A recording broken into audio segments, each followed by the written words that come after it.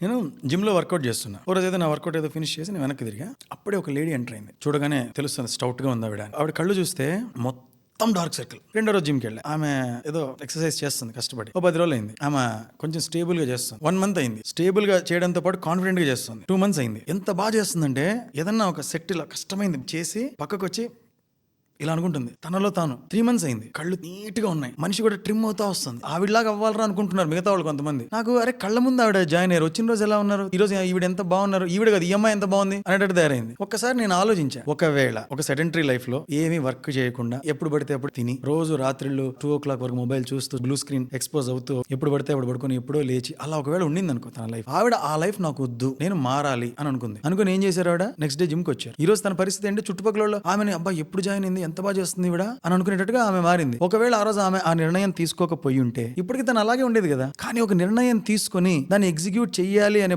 పటిష్టమైన ఒక సంకల్పంతో మొదలు పెట్టి పడుతూ లేస్తూ ఫస్ట్ డే చేసేటప్పుడు అరే ఏంద్రా ఇంతలా ఉన్నాను, ఎప్పుడు తగ్గుతానరా నేను అనేటట్టుగా ఉంటది కదా ఎవరికైనా సరే. అయినా సరే ఆ ఫేజ్ అంతా దాటి షీ ఎమర్జ్డ్ విక్టోరియస్.